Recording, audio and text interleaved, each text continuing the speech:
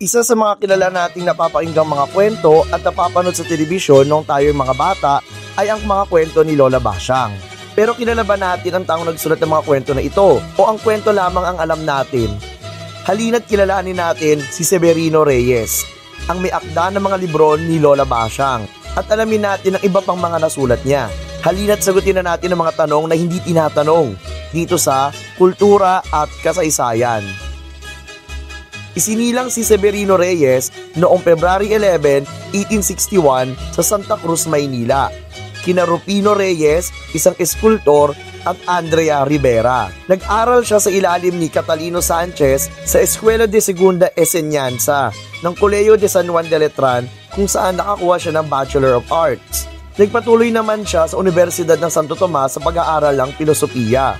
Marunong siya sa wikang Tagalog at Espanyol at may kaalaman sa Greek, Latin, Hebrew at iba pang wikang panlalawiganin sa Pilipinas. Mahilig magbasa si Severino Reyes, lalo na sa aspeto ng relihiyon, kasaysayan, panitikan, siyensya at filosofiya. Napangasawa niya si Maria Paz Cuato at nagkaroon sila ng 17 na anak. Upang hindi maipasama o ma-enlist sa Spanish Army at lumaban sa mga Moro sa Mindanao, nag-apply siya bilang isang clerk sa Tesoreria General de Hacienda. Kalauna nagtayo rin siya ng sarili niyang tindahan sa Calle Azcárraga na kasalukuyang Claro M. Recto Avenue. Taong 1902, binuo at naging direktor siya ng Gran Compañía de Zarzuela Tagala. Ano ba ang zarzuela? Ang zarzuela ay isang dulaan na may halong kantahan o musika at naging sikat ito sa mga royal family ng Europa, lalo na ng Espanya. Dumating ang zarzuela sa Pilipinas mula Espanya noong 19th century sa pangunguna ni Alejandro Cubero at pinasikat naman ito ng mga zarzuelista tulad ni Hermogenes Ilagan at Severino Reyes. Nagkaroon ng paghina ang zarzuela noong 1930s kung saan napalitan naman ito ng vaudeville. Naging sikat ang Gran Compañía de Zarzuela Tagala at isa sa mga una nilang tinanghal ay ang Kalupi noong 1902 sa Teatro Zorilla. Nagpunta sa mga karatig bayan at probinsya ang kumpanya ni Severino Reyes, kung saan nagpakita sila ng mga kanilang mga zarzuela. June 14, 1902, itinanghal nila ang pinakakilalang zarzuela ni Severino Reyes, ang Walang Sugat. Tinalakay nito ang tapang at dedikasyon ng mga Katipunero noong panahon ng Revolusyon o himagsikan laban sa Espanya. Ang kwento ng Walang Sugat ay pinagbibidahan nila Julia, na isang babaeng pinanganak na may pribilehiyo, at si Tenyong na sumali sa revolusyon, at kung paano naloko ni Tenyong ang mga tao sa kasal. Naging controversial ito dahil sa pagtatapos ng kwento nito, kung saan habang nagsisiyahan sila sa kasal nila Julia at Tenyong ay makikita ang pagpapalit ng watawat sa background. Mula sa watawat ng Espanya, ito'y pinalitan ng watawat ng Amerika o ang bagong mananakop sa Pilipinas. Tandaan, ginawa ito nung panahon ng mga Amerikano.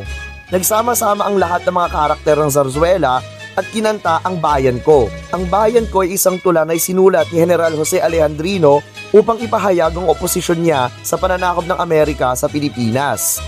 Itinuring ang zarzuela na ito bilang subversibo o subversive ng mga Amerikano. Dahil sa Walang Sugat, nagsimula na ang tinatawag nating Golden Age ng zarzuela sa Pilipinas.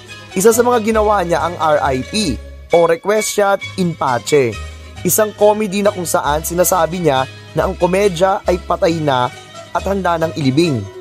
Ikinampanya niya na maging mas kritikal ang mga palabas o libangan sa Pilipinas para sa pagiging mas makabayan na sa tingin niya ay hindi na ipapakita ng mga komedya noong mga panahon na iyan. Dahil dito pinagbababato ng mga galit na komedyante ang kanyang bahay. Ilan sa mga naging kilala niyang zarzuela ay ang Minda Mora, Mga Bihag ni Cupido, Ang Bagong Fausto, Ang Tunay na Hukom, Ang Tatlong Bituin, Margaritang Mananahi, Ang Halik ng Isang Patay, at Ang Luha ng Kagalakan. Naging kilala si Severino Reyes sa iba't ibang bansa dahil sa kanyang karunungan sa paggawa ng drama. Itinanghal din sa St. Louis World Exposition at Panama Pacific International Exposition ang kanyang mga zarzuela sa pangunguna ni Governor General William Howard Taft. Itinuturing din na isa siya sa mga nagpasimula ng Renaissance ng panitikang Tagalog, lalo na sa pagtatag niya ng Liwayway Magazine noong taong 1922. Sa Liwayway Magazine, mabubuo ang pinakasikat na karakter na mabubuo ni Severino Reyes, si Lola Basyang. Hinango niya ito mula sa kanyang kapitbahay na si Herbacia de Guzman. Ang mga kwento ni Lola Basyang ang naging pinakabinasang sulatin sa Liwayway Magazine. Inakala ng maraming tao na si Lola Basyang ay isang matandang maraming kwento na nakatago sa kanyang baul ay isa palang lalaki sa totoong buhay. Hanggang sa ngayon ay ginagamit pa rin ang pangalang Lola Basyang sa telebisyon at sa iba't ibang uri ng media sa Pilipinas.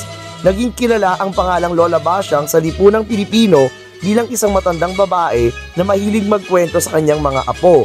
At hindi lang ito basta-basta kwento, kung hindi mga kwentong may aral. Namatay si Severino Reyes noong September 15, 1942 noong panahon ng pananakop ng mga Hapon sa Pilipinas o noong World War II.